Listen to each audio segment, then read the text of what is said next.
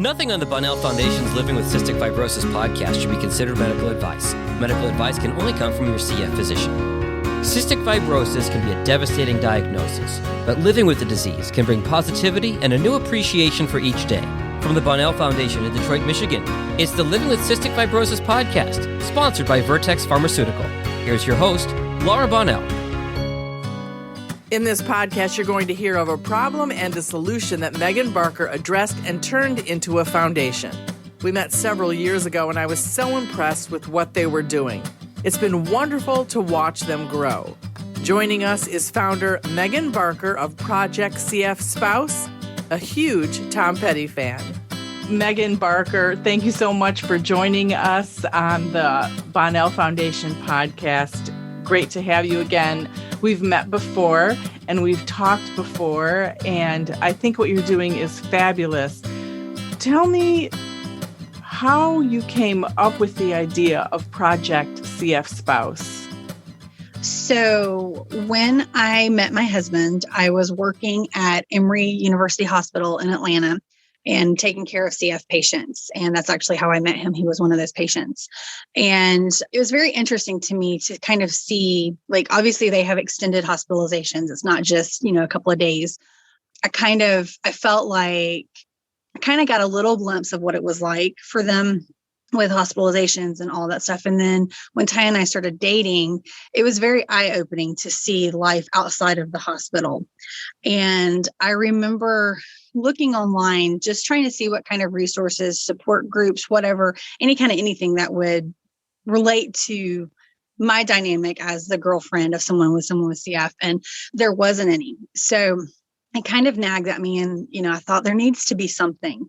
And so after we've been married for a couple of years, I think, I came across a blog that a fellow CF spouse had written, and it blew me away. I was like, oh my gosh, these are my words. This is everything that I've been feeling. And, we became really good friends. And that friendship was such a profound thing to have.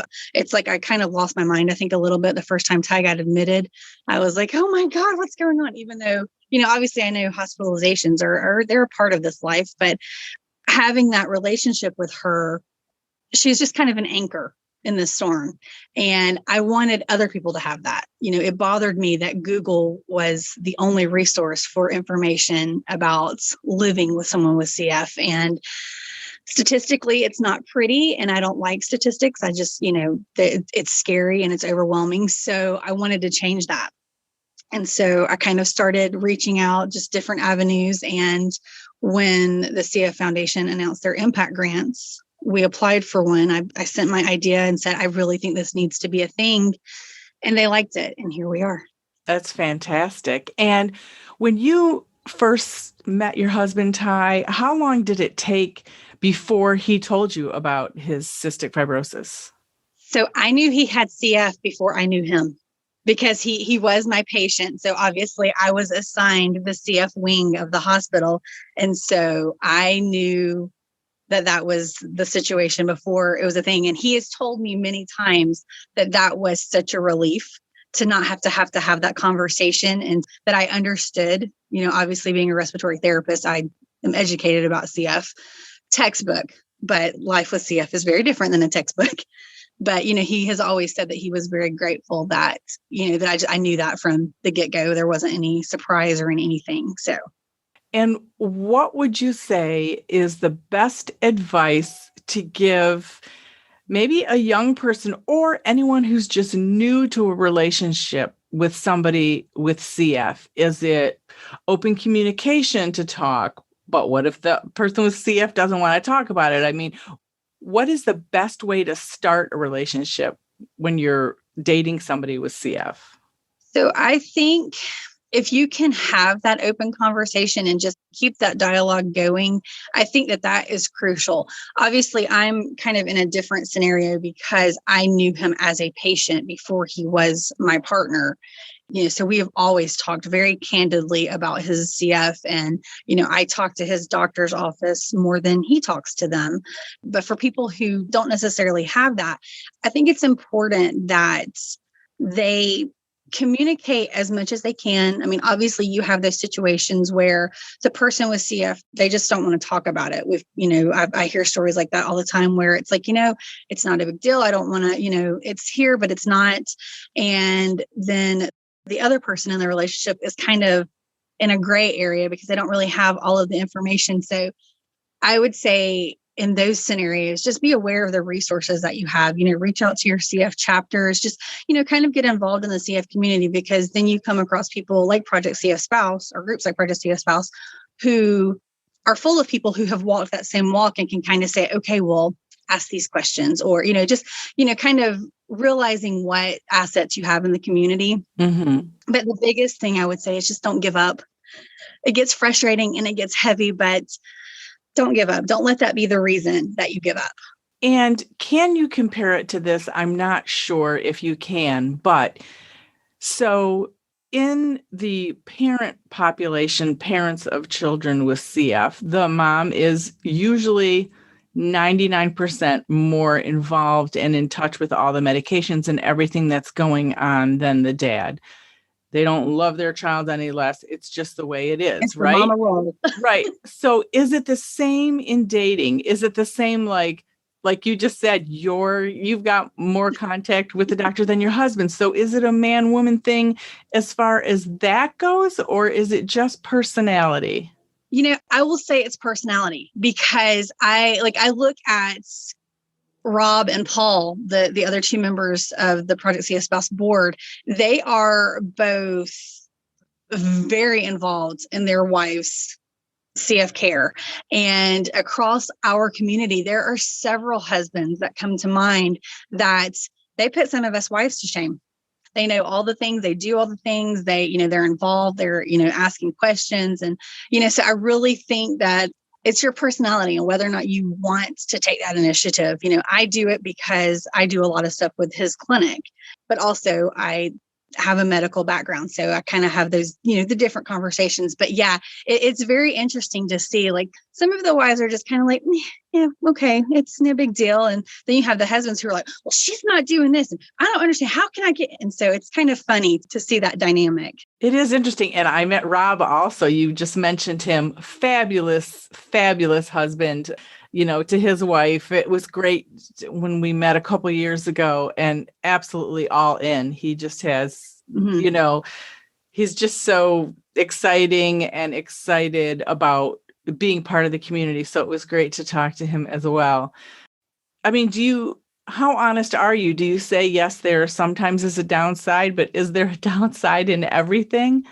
That's what I always say. I mean, you can't let the fact that you fall in love with CF be what defines your relationship, because every relationship has ups and downs. Take CF off the table and you still have two people with two independent personalities who may or may not mesh together. And so I don't really think, there's sometimes I've heard people talk about, obviously with CF, it's very uncertain and you never know when an admission is going to pop up or, whatever. And so plans get canceled, or, you have to kind of change something. And, I've had people express frustrations about that. But I think that when you enter into a relationship with anyone, regardless of CF, no CF, you make a commitment to give your all. And, you take the good with the bad. And how has it been for you and the family and your husband in this pandemic? That's a very broad question, but First, tell me about kind of broadly how it's been. And then I had some other questions I wanted to ask you about it. Obviously, it's very different. We were homebodies to begin with. Just when you have little kids, it's a lot, and we have twins. And so that's a whole lot of energy that is zapped. But we decided to do homeschool. So we have had our little people at home for almost a year now. And it's been different, but, routine wise, it's not a whole lot has changed for us, because, Ty's not ever really been one to go and go and go and go and go. So our home life really hasn't been impacted that much outside of not going out to eat and those kind of things. But on the other side of that spectrum, I'm a respiratory therapist. So my life feels like it's in a constant hurricane. because I go to work and that's all I see is pretty much COVID patients. And then I come home and I'm like, okay, nobody look at me, nobody breathe near me. Let me go take a shower. Let me autoclave. Let me get all the crap off of me. And then we can talk, And so it's definitely been interesting to try to balance all of it. And then I assume you are vaccinated. I am not. You're not. No, I had an issue with a vaccine several years ago. And so was advised to kind of wait and see some of the effects to make sure that I wasn't going to fall into that category.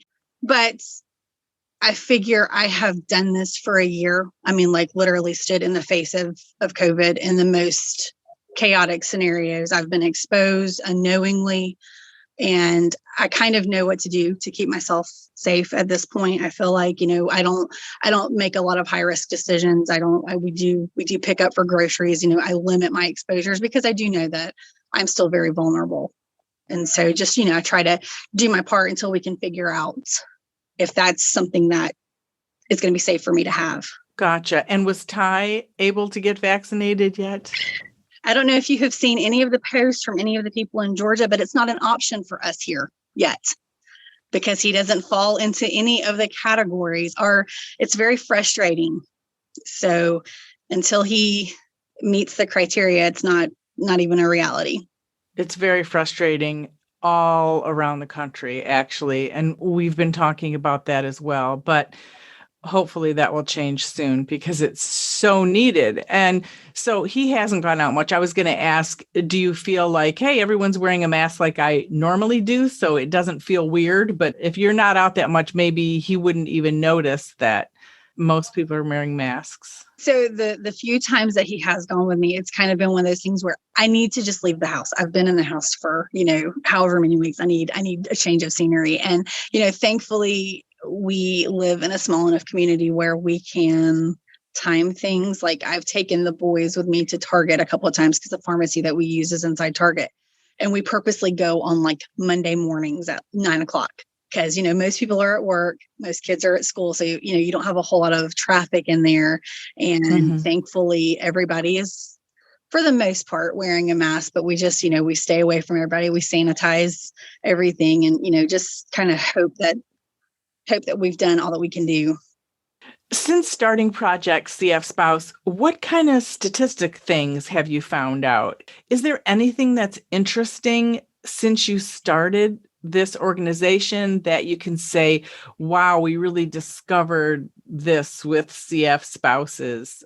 I'm trying to think from a statistic stance. The biggest thing that we have discovered is that it's a very slippery slope to navigate between that when you make that transition from a child with CF to an adult with CF, trying to figure out the place for the spouse in that. Because I know a lot of us tend to harp, like I drive Ty insane, do your treatments, you need to do this. Have you looked at this? Let's talk about this. And you see that teenage rebellion. I'm a grown-up. I don't have to do it. You're not my mama. You can't make me. The other thing that I think is my favorite thing to track is our growth. When I started Project CF Spouse, or started the idea rather, I knew 4 other spouses. And currently in our CF community, our CF spouse community, there are 500 spouses as far reaching as Australia that we've been able to connect with. So those are the numbers that excite me. Those are great numbers. That's great to connect with all those people.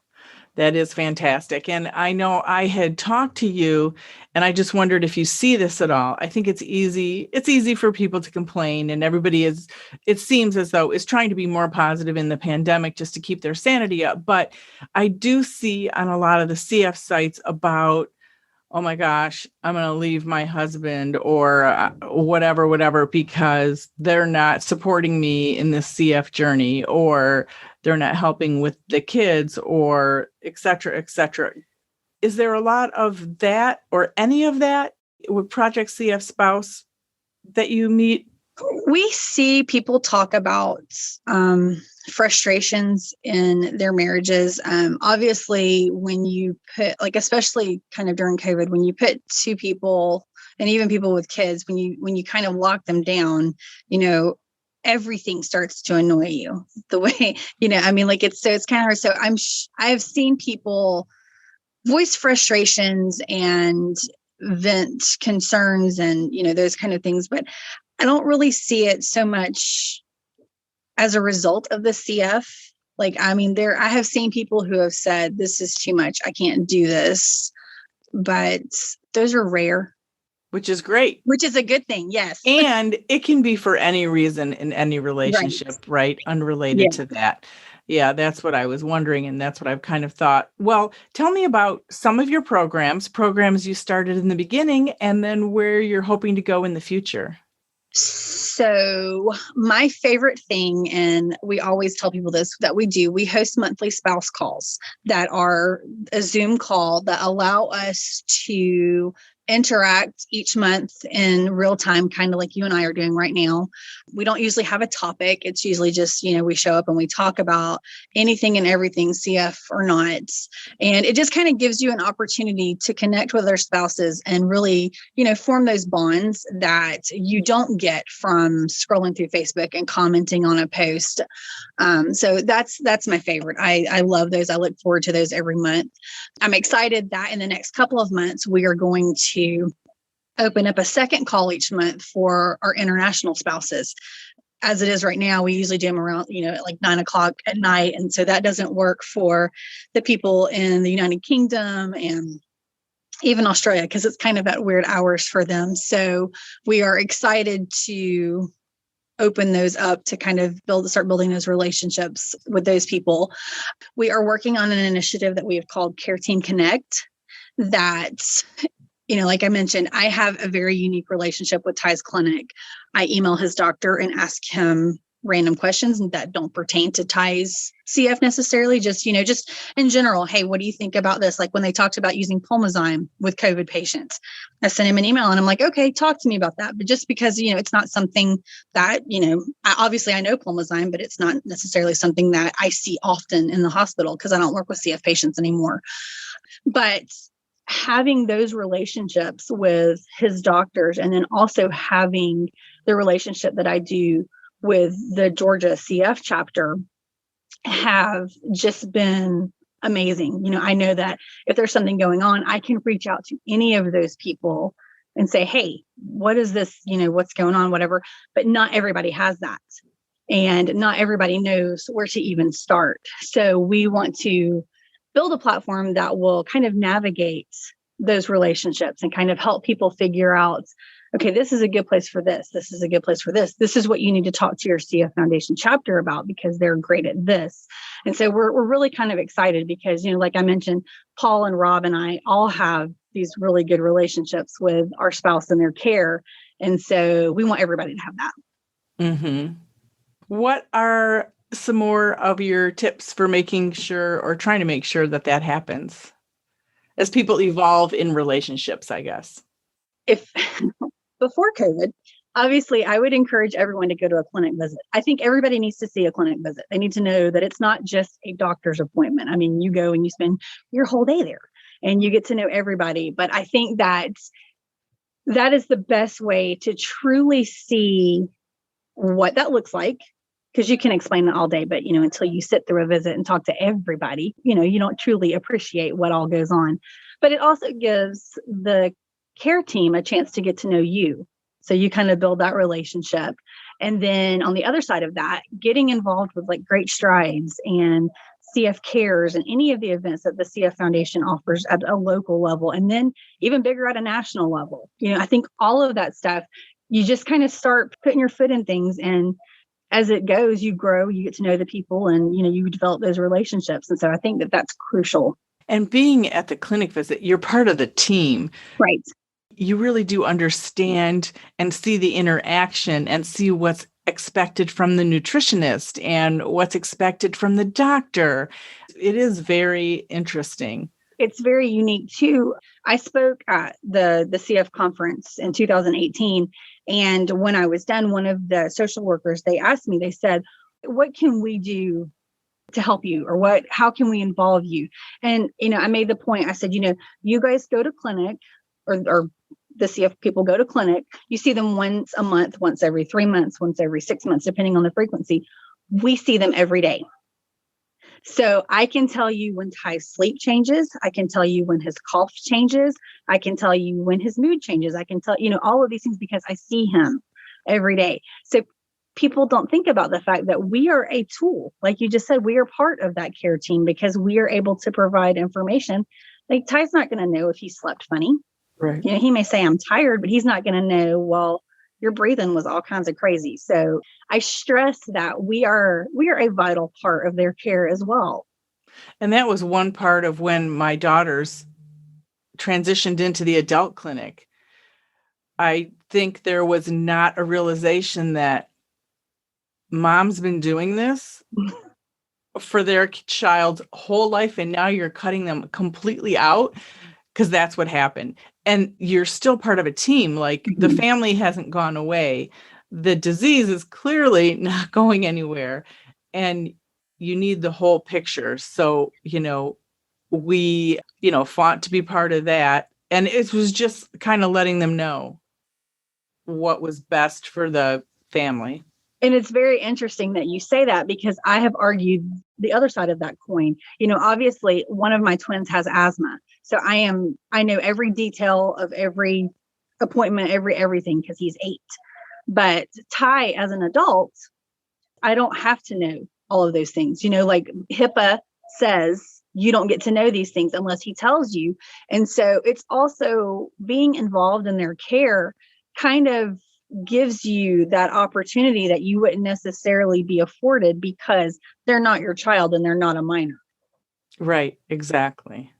And being a respiratory therapist, you know it all. You know everything that's kind of supposed to be happening as well. I don't know if I know it all, but I do know all the gadgets and I know all the things. And I send them emails all the time. Hey, can we try one of these? Can we have one of these? I want one of these. And I know they just shake their head and go, oh God, Megan, stop emailing. I bet you give them great ideas though. What other benefits are there to Project CF Spouse, or what have you learned since starting it? The biggest thing I've learned is how important it is to have people who understand your position in the CF community. When I first met Ty, I had the great fortune of making some wonderful CF mom friends in the community, and they were amazing. Are amazing. I'm still friends with them. But as we just talked about, the mom role and the wife role are very different. And, I could talk to them and I could get feedback, but it came from a very different place. So having that relationship with someone who is able to understand, I have to go to work, but my husband's in the hospital. This feels very heavy. Or, we got really scary news. I don't know how I'm going to tell my kids, all of those are just conversations that somebody who doesn't walk the same path that you walk just doesn't understand. And so it's been very comforting to establish that and to be able to grow that where it exists for other people. Well, thank you so much. Is there anything before we wrap up that you wanted to mention? We're absolutely going to put your link on this podcast so people will be able to find you. But anything else you wanted to talk about? I can't think of anything. I'm just excited to see you. It's been so long. I know. I can't wait till we can see each other in person. I think what you're doing is fantastic and needed. And it's great to see each other's foundations grow. So it is wonderful. And hopefully we will see each other in person sooner rather than later. Right. Fingers crossed for sure. Well, thanks, Megan Barker. Thank you so much. Project CF Spouse is a fabulous organization. And anyone that wants information, projectcfspouse.com. Thank you. Thank you, Laura. The original music in this podcast is performed by Kevin Allen. It's not complicated. Who happens to have cystic fibrosis. We all got our worries and fears. I know it's got you frustrated, but loving you is so alright. This has been the Living with Cystic Fibrosis podcast. For more information and to learn more about the Bonnell Foundation, check them out online at thebonnellfoundation.org. That's BONNELL Foundation.org. This podcast was sponsored by Vertex Pharmaceutical, the science of possibility, and produced by Jag and Detroit Podcasts.